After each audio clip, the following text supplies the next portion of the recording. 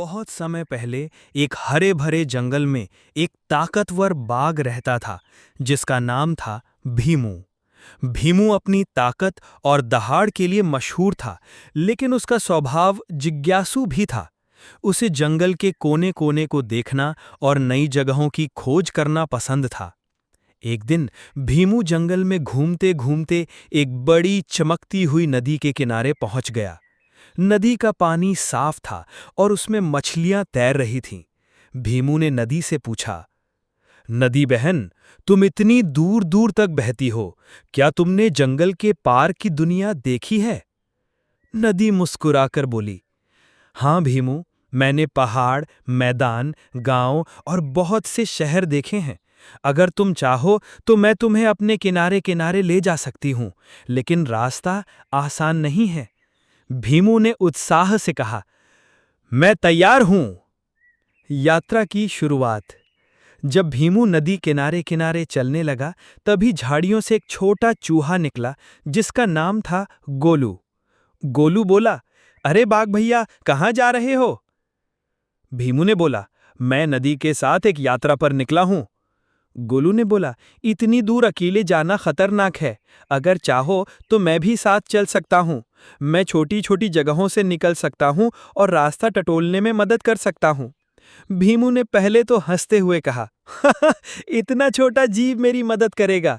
लेकिन फिर उसने सोचा, साथी बुरा नहीं होता, और उसने गोलू को साथ चलने की इजाजत दे दी। आसमान से साथी। दोनों चल ही रहे थे कि नदी के ऊपर उड़ता हुआ एक नीला पक्षी उतर आया। उसका नाम था नीली। नीली बोली, मैं आसमान से देख सकती हूँ कि आगे रास्ता कैसा है। अगर चाहो तो मैं भी तुम्हारे साथ चल सकती हूँ। भीमू ने खुशी खुशी हामी भर दी। अब तिकड़ी तैयार थी। ताकतवर बाघ, फुर्तीला चूहा और तेज नजर वाला पक्षी नदी के साथ यात्रा पर निकल पड़े। पहली चुनौती, दलदल। कुछ दूरी पर नदी का किनारा दलदल में बदल गया। भीमू का पैर कीचड़ में धंसने लगा। वो निकलने की कोशिश कर रहा था, लेकिन दलदल उसे खींच रहा था। गोलू ने तुरंत अपनी चालाकी दिखाई। वो पास पड़ी एक लंबी बेल पर चढ़ गया और बेल का सिरा भीमू के मुंह तक खींच लाया। इसको काटकर अपने पंजों में बांध लो, मैं और नीली खींचने में मदद करेंगे। भीमू ने वैसा ही किया। नीली ने अपनी चोंच से बेल को खींचा और गोलू ने अपने छोटे छोटे पंजों से जोर लगाया। कुछ मिनट बाद भीमू दलदल से बाहर आ गया। दूसरी चुनौती, शिकारी का जाल। रात का समय था। तीनों ने नदी किनारे आराम करने का सोचा, लेकिन तभी नीली ने ऊपर से देखा कि पास के पेड़ के पीछे चमकती हुई रस्सियां बंधी हैं। शिकारी का जाल। भीमू को शक हुआ कि शायद वे जानवर पकड़ने आए हैं। गोलू ने फौरन जाल के पास जाकर अपनी तेज दांतों से रस्सियां काट दीं। नीली ने आसमान से नजर रखी कि कोई शिकारी पास ना आए। कुछ देर बाद जाल टूट गया और वहां से निकलना सुरक्षित हो गया। अंतिम चुनौती, नदी पार करना। यात्रा के कई दिन बाद उन्हें एक चौड़ी जगह मिली जहां नदी को पार करना जरूरी था। पानी तेज बह रहा था। नदी बोली, भीमू, तुम भारी हो, सीधे तैरकर नहीं जा पाओगे। नीली ने कहा, मैं पहले उड़कर दूसरी तरफ जाती हूं और एक मजबूत लकड़ी ढूंढती हूं। कुछ देर बाद नीली एक लंबा मजबूत बांस लाकर लाई।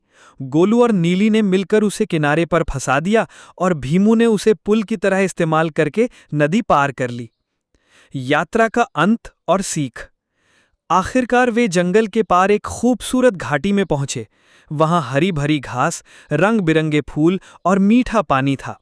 भीमू ने नदी, गोलू और नीली से कहा, मैं ताकतवर हूं, लेकिन अकेले शायद कभी यहां तक नहीं पहुंच पाता। तुम दोनों की मदद और नदी का मार्गदर्शन ही मेरी असली ताकत है। गोलू ने मुस्कुराकर कहा, बड़े हो या छोटे, अगर सब साथ हों तो रास्ता आसान हो जाता है। नीली ने जोड़ा, और ऊपर से नजर रखना भी जरूरी है। तीनों दोस्त हंसते हुए घाटी में खेलने लगे और उनकी दोस्ती की कहानी पूरे जंगल में फैल गई। कहानी से सीख। ताकत, बुद्धि और नजर जब साथ हों तो कोई भी मंजिल दूर नहीं रहती।